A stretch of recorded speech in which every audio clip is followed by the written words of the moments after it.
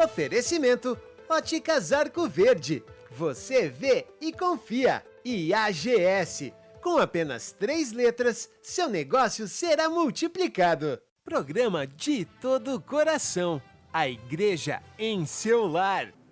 Bom dia, estamos em mais um programa De Todo o Coração. Uma alegria poder partilhar deste momento com você, com sua casa e com sua família. Que a graça de Deus permaneça conosco.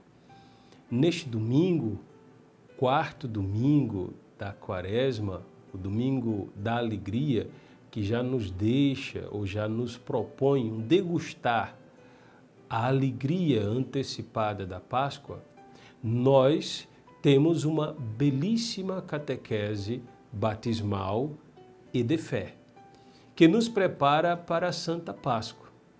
Não esqueçamos que em muitas paróquias, comunidades, os catecúmenos estão terminando a sua caminhada de preparação para o batismo. E nós também nos preparamos para a renovação das promessas batismais na noite da Páscoa.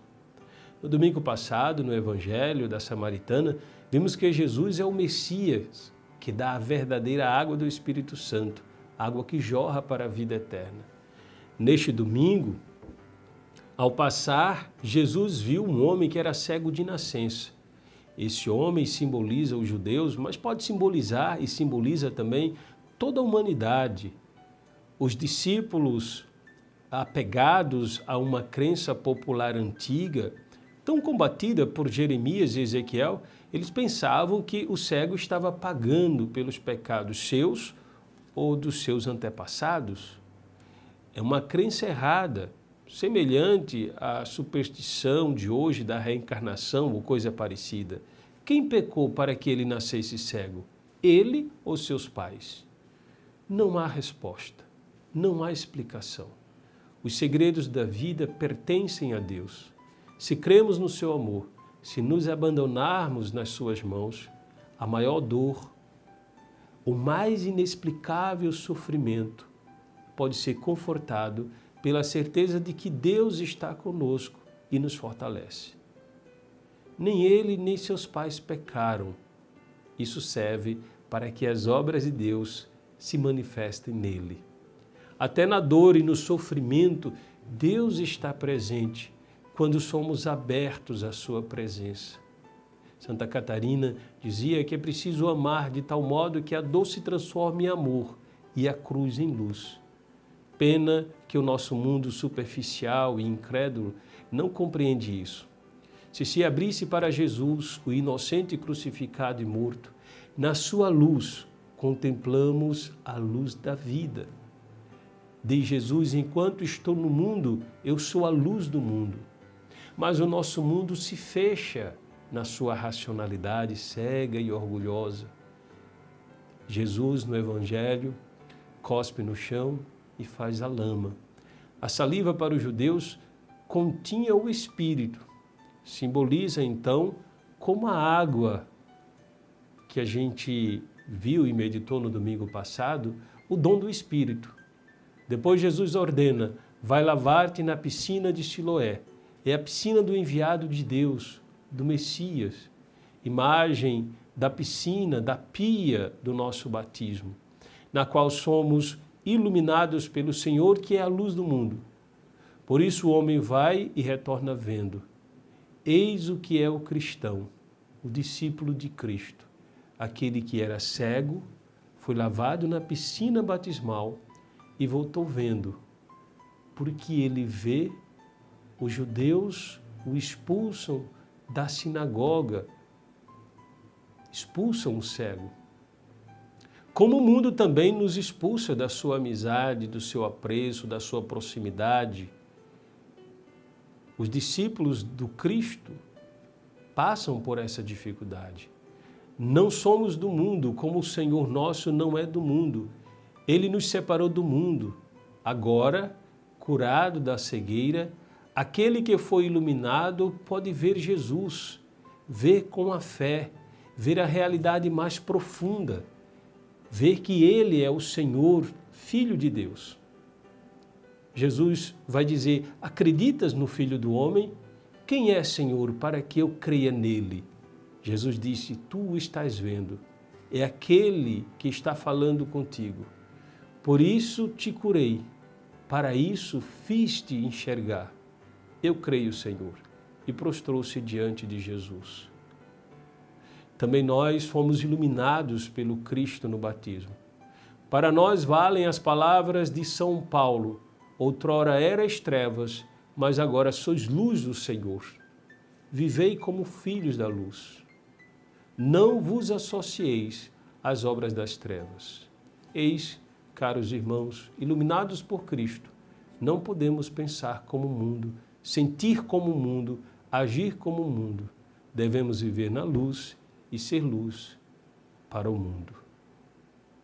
Agora vamos a um breve intervalo e daqui a pouco retornaremos. De todo coração, de todo coração. E agora, voltando do nosso intervalo, vamos chamar o Padre Aloísio, que dará continuidade com a direção espiritual. Padre Aloísio, é com o senhor. Nosso itinerário espiritual é um verdadeiro retiro, onde não tratamos apenas de um tema específico, mas a cada encontro vamos tratando do tema necessário para nos impulsionar na caminhada nessa quaresma, nesse retiro espiritual que a Igreja nos convida a viver e mais, para nos impulsionar ao crescimento espiritual. No Evangelho que vamos acompanhar neste domingo, fala-nos daquele cego que foi curado. Fala-nos muito esse Evangelho na vida espiritual, porque trata não somente da cegueira dos olhos, mas sim trata também daquele que está em busca de Deus, daquele que está procurando onde Deus está.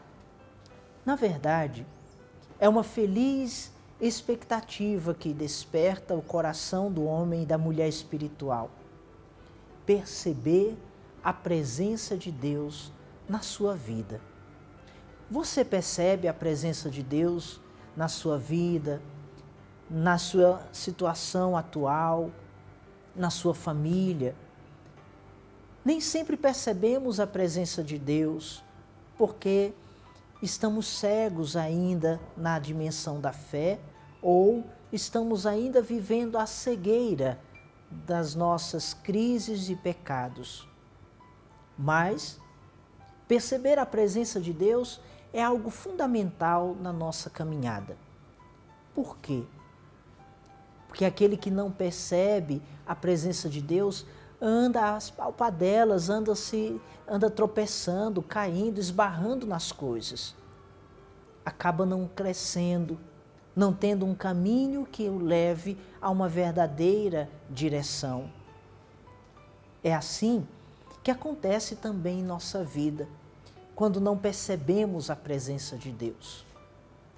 Aquele cego, ele percebe a presença de Deus que ali passa. E é por isso que ele toma a decisão e tem uma atitude. Quando percebe-se a presença de Deus, é preciso tomar uma decisão e ter uma atitude. Às vezes, nós resolvemos retardar ou resolvemos não tomar a decisão que precisamos. Porque temos medo, porque nos sentimos inseguros diante do novo, nos sentimos prisioneiros daquilo que já temos como certezas ou firmezas. Porém, no seguimento a Cristo é importante dar o passo confiando nele, escutando a ele. Foi assim que aquele cego fez. Ele confiou e foi ao encontro do Senhor. Mas também nos recorda que a fé nos dá olhos, nos faz enxergar diferente. Nos recorda que a fé abre novos horizontes para nós. Faz-nos compreender o caminho que estamos trilhando e compreender também o que acontece na nossa vida.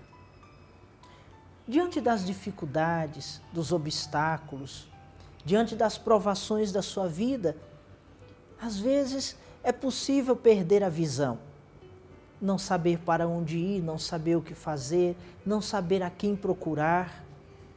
É por isso que nessa hora faz-se tão importante e necessário que saibamos rezar, porque a luz divina, a luz de Deus, tão necessária à nossa vida, norteará o caminho, iluminará por onde devemos ir, aonde devemos chegar.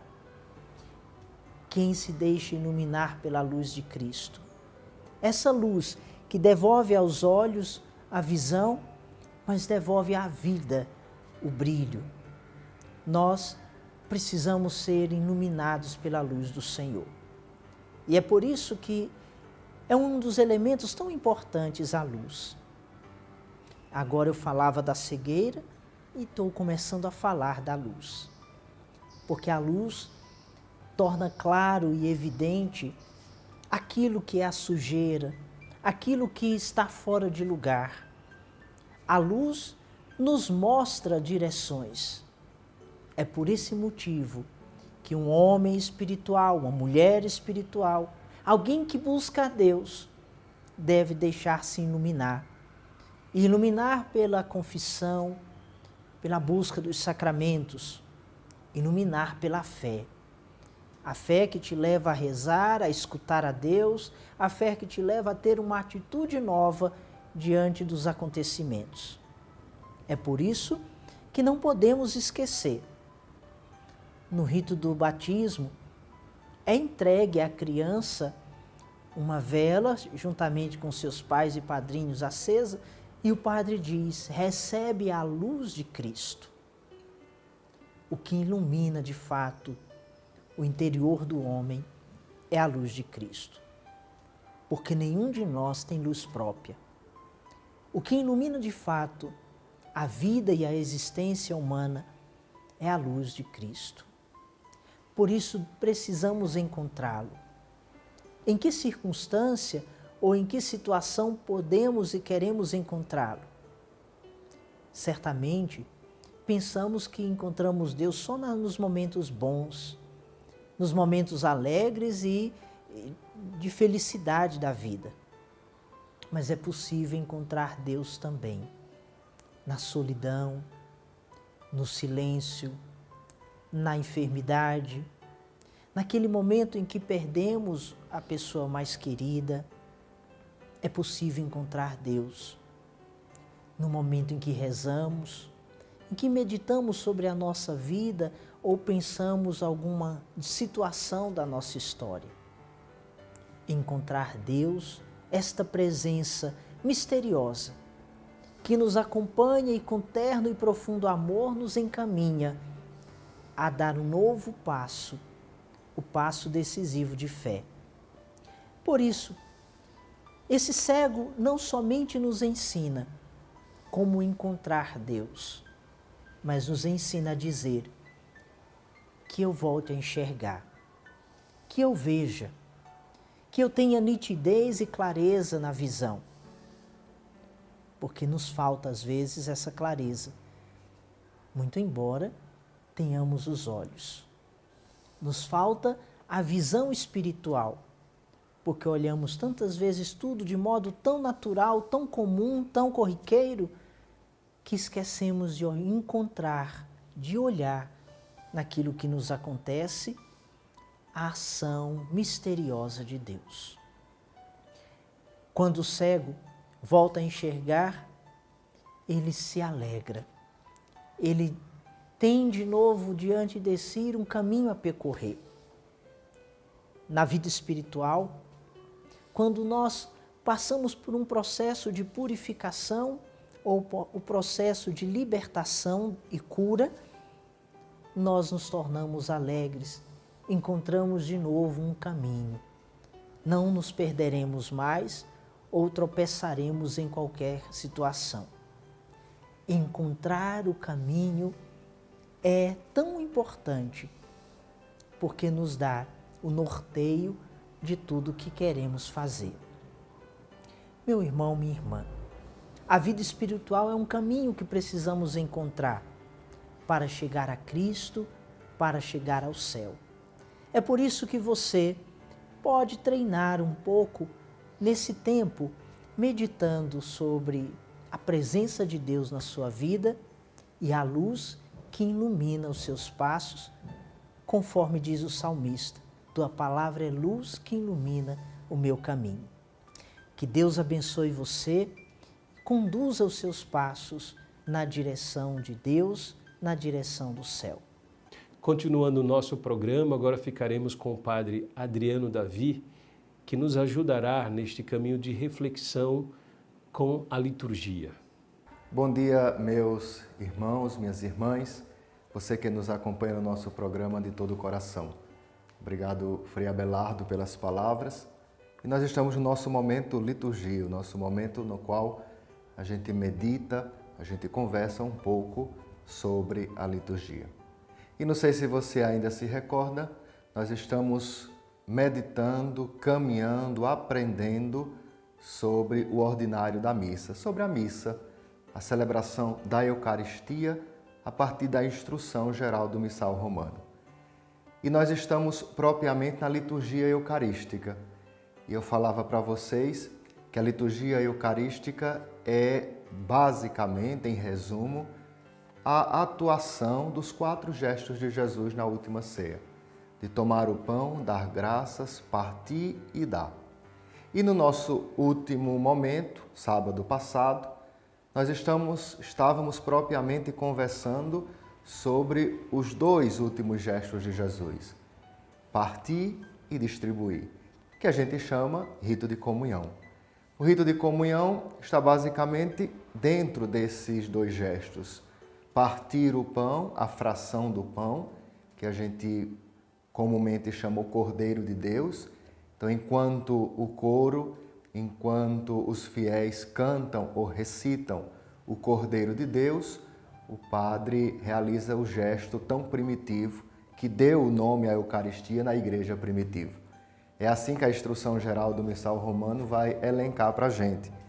Vai dizer justamente que o gesto da fração realizada por Cristo na última ceia, que no tempo apostólico deu o nome a toda a ação eucarística, significa que muitos fiéis, pela comunhão do único pão da vida, que é Cristo morto e ressuscitado pela salvação do mundo, formam um só corpo.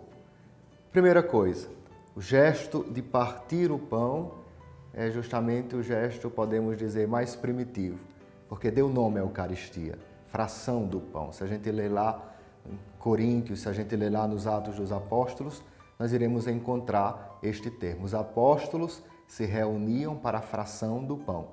O que é a fração do pão? A Eucaristia, a celebração da Eucaristia. Este gesto, como a própria instrução diz, significa que, partindo o pão, aquela Eucaristia deve se transformar em nós em um gesto também de partilha. Partilha da vida, partilha da história, partilha ser realmente na nossa vida um pão partido, um pão quebrado. Mas também significa que aquele único pão, que é o corpo de Cristo, nos transforma em um único corpo, todos nós que comungamos do mesmo pão. Segue-se justamente o gesto da comunhão. A comunhão é justamente o último verbo, o último gesto de Jesus. Distribuiu o pão. A comunhão nós podemos chamar a atenção para este momento que basicamente é um gesto bonito, um gesto litúrgico, no qual nós nos levantamos, nos colocamos em procissão, nos colocamos em direção ao altar e esta procissão nos conduz a Jesus, nos conduz ao seu corpo, sangue, alma e divindade, nos conduz ao Senhor vivo e ressuscitado que nós recebemos em comunhão. Importante frisar o canto de comunhão. O canto de comunhão basicamente deve ressonar, deve fazer lembrar, deve ecoar nos nossos ouvidos o Evangelho que foi proclamado. Então você que é do Ministério de Música, você que canta na celebração da Eucaristia, faça sempre esse exercício. Qual o canto de comunhão próprio para aquela Eucaristia? Leia o Evangelho, veja a antífona proposta no missal e você vai entender que aquele canto, aquela Eucaristia, aquela procissão é justamente a palavra que se faz carne, o Evangelho proclamado, que agora é sacramento, que agora é comunhão, que agora é o corpo de Cristo. Então, o canto de comunhão está ligado ao Evangelho. Canta o Evangelho, repete o Evangelho, para fazer justamente essa união das duas mesas, a mesa da palavra e a mesa da Eucaristia. Terminando o canto de comunhão, se propõe um silêncio, onde nós podemos fazer a nossa oração pessoal ou um canto apropriado que ajude nesta oração dos fiéis. O rito de comunhão, estes dois últimos gestos de Jesus, de partir o pão e distribuir, encerra-se, conclui-se com a oração pós-comunhão. Aquela oração que o padre reza depois da comunhão não é a oração do final da missa, é a oração concluindo este momento de comunhão, concluindo esta liturgia eucarística que a gente já conversou e que a gente repete os gestos de Jesus. Aí nós completamos. Aí os gestos de tomar o pão, partir, dar graças, distribuir, se realizam e se completam na oração pós-comunhão. Terminando a nossa celebração, nós iremos terminar, lógico, com a bênção final. Iremos concluir todo este momento. Claro, a instrução diz, primeiro um momento se há necessidade dos avisos, seguido da bênção final. Com a bênção final, o Padre nos envia em missão. Com a bênção final, o Padre conclui dizendo, ide em paz. Ide fazer o quê? Ide testemunhar o Jesus vivo e ressuscitado que nós encontramos na Eucaristia, que nós escutamos na liturgia da palavra, que nós comungamos no corpo e sangue. O Jesus vivo e ressuscitado que foi encontrado naquela celebração deve ser testemunhado onde quer que a gente esteja. Então, meus amados irmãos e irmãs, o ide em paz e o Senhor vos acompanhe, que conclui a celebração da Eucaristia, não é apenas uma despedida no sentido de vão para casa e... Não, mas é um envio. A missa terminou. Vão, agora vocês estão em missão. Vocês devem, no mundo, testemunhar esse Cristo que vocês celebraram na Eucaristia. Então, que Jesus nos ajude a viver bem a Eucaristia, a viver bem a celebração da Santa Missa, claro, conhecendo, buscando, aprendendo cada vez mais para melhor celebrar. Um bom sábado, um bom domingo, uma boa celebração amanhã, que a gente possa rezar com consciência, que a gente possa participar bem dessa ação litúrgica. Deus abençoe a todos. Chegamos ao término de mais um programa de todo o coração. Muito obrigado pela sua companhia, que a graça de Deus, sustentando a nossa vida, possa permanecer em sua vida, em seu lar, em sua casa, em sua família. Não se esqueça de que estamos na Quaresma. Temos os diversos mutirões de confissões por todas as paróquias no território da nossa diocese. Vá ao mutirão, procure a confissão, se confesse para celebrar bem a Páscoa do Senhor. Ele é a nossa alegria, a nossa certeza, a nossa felicidade, a nossa plenitude. Ele é a luz que ilumina a nossa vida. A nossa fé nele nos conduz à eternidade. Receba agora a bênção de Deus sobre você, sobre sua casa, sobre sua família. O Senhor esteja convosco. Abençoe-vos Deus Todo-Poderoso, Pai e Filho e Espírito Santo. Amém. De todo coração. Oferecimento Óticas Arco Verde. Você vê e confia. E AGS. Com apenas 3 letras, seu negócio será multiplicado. Programa De Todo Coração. A igreja em seu lar.